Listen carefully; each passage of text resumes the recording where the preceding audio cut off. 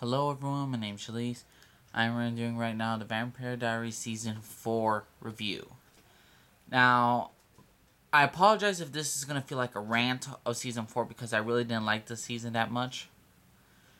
And I'm going to get the reason why I like some of the scenes, why I like it, and what is really, really bad about the season. So let's start off with what I like. Well, it started. What I liked about this entire season. Well, let me get back to the characters. The characters in this one, basically, in the end of season 3, Elena's in transit, is dead, and she wakes up. In other words, she's in transition to become a vampire. So throughout this entire season, she is progressing as a character, whether she is a vampire or not. Now this show does a great job of explaining what it means to be a vampire. You feed or you die. You must drink blood. This is the way of life. This is how you deal with life. How you deal with your emotions off. It's very season 4 is very good at showing what it means to be a vampire. Not just for Elena, but for certain characters like Rebecca, like for Klaus, like for Stefan. It's lonely. It's very lonely in some cases being a vampire. And sometimes the best thing is love, and love is the best thing for vampires in some ways. It also could be the ultimate redemption. It could also hate is everything. Every single emotion of a vampire is what makes it great. That's what I loved about the season for that. It explained the true nature of a vampire. Its emotions are so heightened that it either could break you or change you to a whole different person, and I love that. Now, what I didn't like was the stupidity of Tyler Lockwood. Out this season, Tyler, who is free from the Sarabon of Klaus, wants to basically free the other hybrids that are under Klaus' Sarabon. And the thing is, though, I understand why Tyler. I understand the way why Tyler would do this because it's his fellow hybrids, like African Americans trying to free the slaves. But the thing is, though, Klaus, from what I've seen, the only thing he asks hybrids to do around is to like take his laundry somewhere or to drive him someplace, like basically a chauffeur in some ways, or do my laundry or take this over there or take that over there. I haven't seen him really threaten their families, make them whip each other, fight each other for his enjoyment. No, he just has them around just to do a little petty stuff.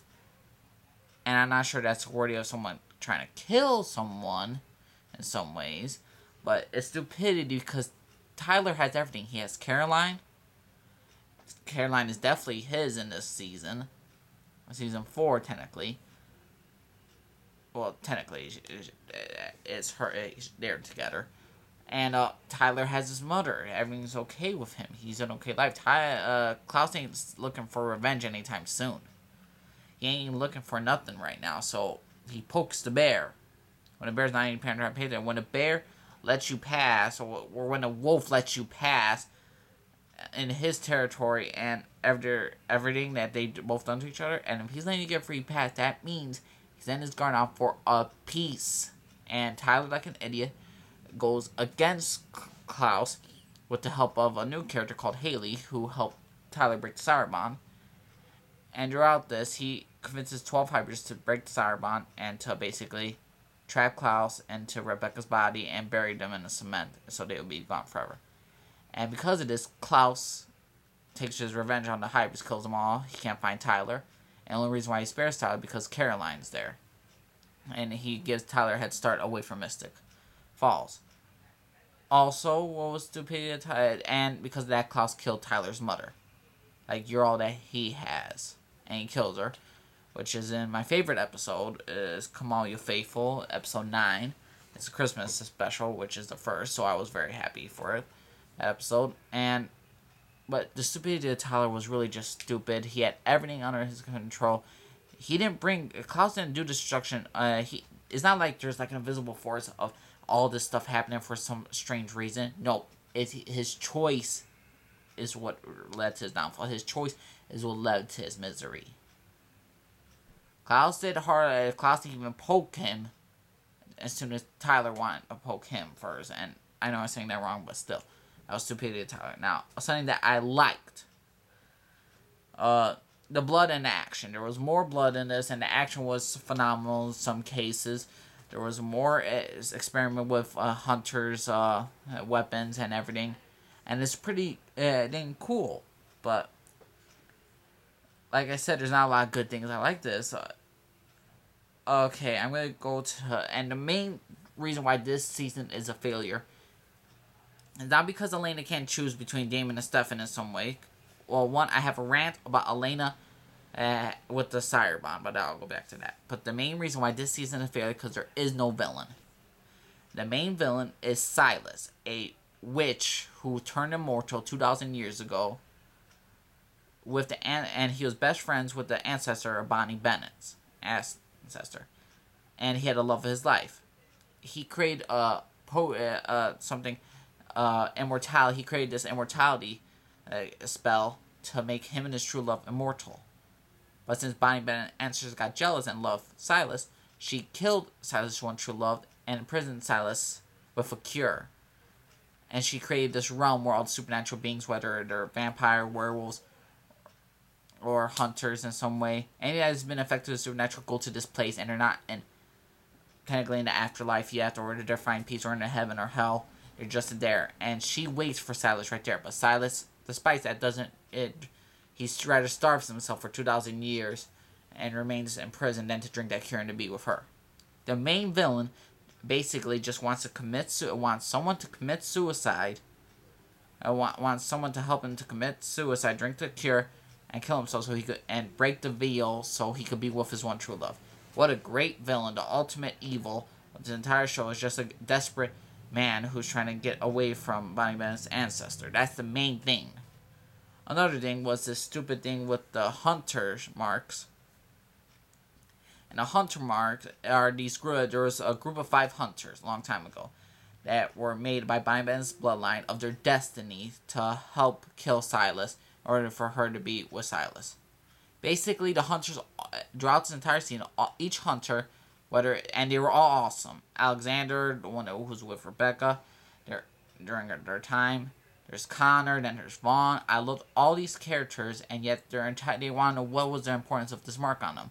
The main importance was not just to kill Silas for that, but to kill Silas so he could be returned to the self-obsessed Bonnie Bennett's ancestor. That's the main thing, and it's completely stupid and ridiculous. And I feel sorry for these hunters, because they waste their life for everything, and they're being possessed because of a stupid love feud, and it's just stupid, not the ultimate evil.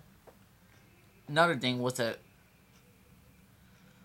overuse of characters and total diss of characters. One, what I hate about the season is that Jeremy Gilbert died. I'm not saying that he died or hate it. I was actually happy that he was gone, because he was overly pushed. He became a hunter, had a hunter mark.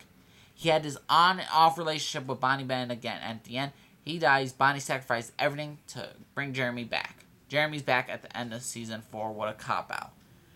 Bonnie Bennett risks everything. She's the most selfish character, an unselfish character. Like, she really just cares about everyone's happiness, including her best friend Elena, because Jeremy died. Sorry, spoiler alerts, but ever since Jeremy died, Elena's been and she risks everything for her and to be happy. And I think Bonnie wanted Jeremy alive just to have him back, and I find that totally ridiculous and stupid. It should have never ever happened.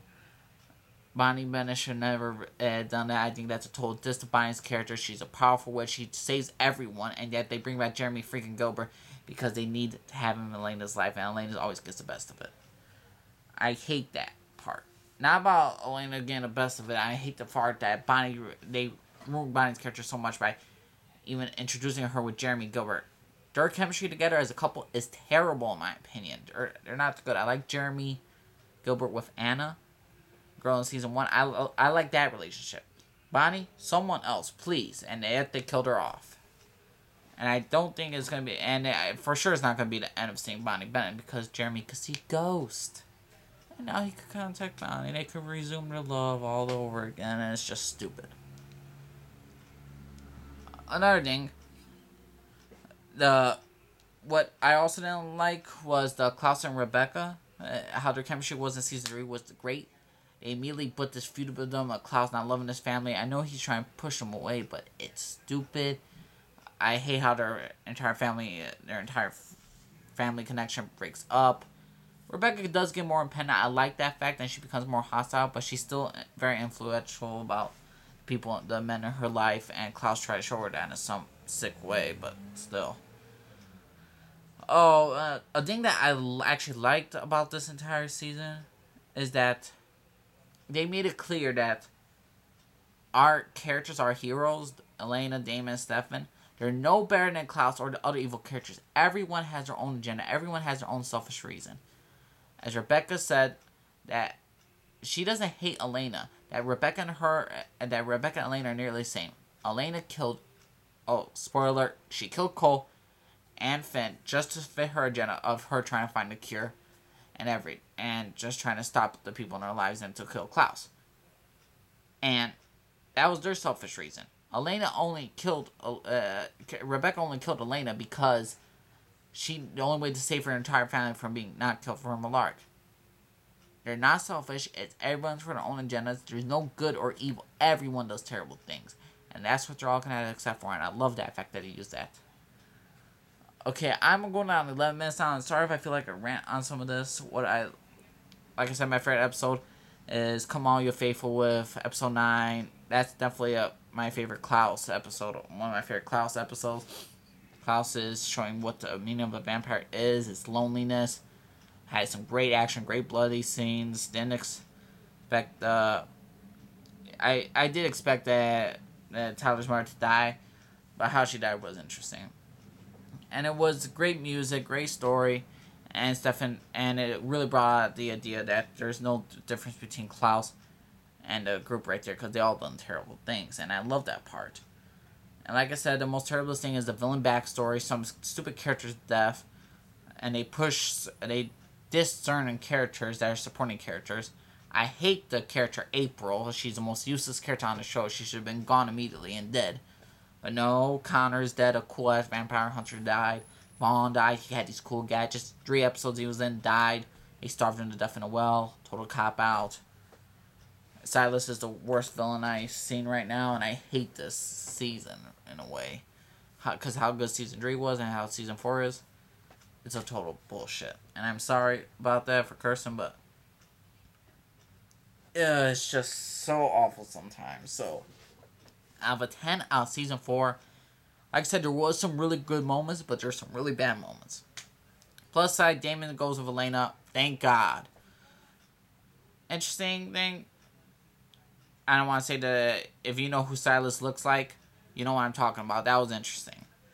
Bonnie dying for Jeremy? Hell no, that was the worst idea I ever heard. The whole Silas thing is a door joke in my opinion. Out of 10, I give this entire season a 7.8. You know what? I give it an 8 out of 10. I'll give it an 8 out of 10. It was just...